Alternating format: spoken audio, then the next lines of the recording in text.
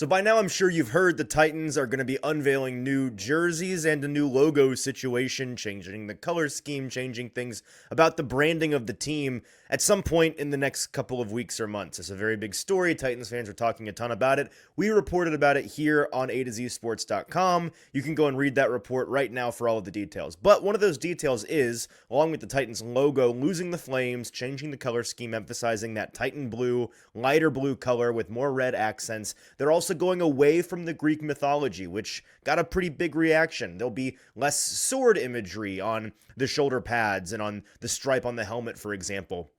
Obviously, the flames were a part of that coming off of the logo, and a lot of fans weren't crazy about this. Now, I personally love the Greek mythology stuff myself, but they're moving away from it and towards more of an Oilers, Love Ya Blue era style vibe. And I saw some people reacting to it by saying, well, then why not just change the name too? Because what makes you the Titans anymore? Number one, changing the name back to the Oilers would make no sense. There is no oil here in Nashville.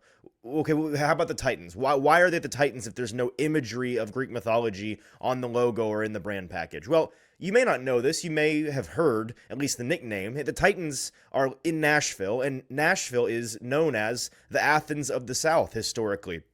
This is a nickname that dates back to the 19th century. They were one of the first southern cities to establish a public school system. They had an unusual concentration of newly created universities like Fisk and Vanderbilt and Belmont and these places that are still around today. They were known for being a pretty progressive center of learning in the American South, and they also built the Parthenon as a part of their centennial celebration at the end of the 1800s, which is still a staple of the city today. So there are things that make this place the right place for the Titans to exist. You also don't have to have imagery of what your team name or team mascot is in your logo. I look around the NFL and I see the Browns and the Steelers and the Giants and the Packers and the Commanders and the 49ers, all as examples of teams whose logo do not give you any indication as to what they are. So the Titans make sense to me in Nashville, even without a couple of flames or swords in the brand package. Let's wait and see what it all looks like when it comes out here in a couple of weeks.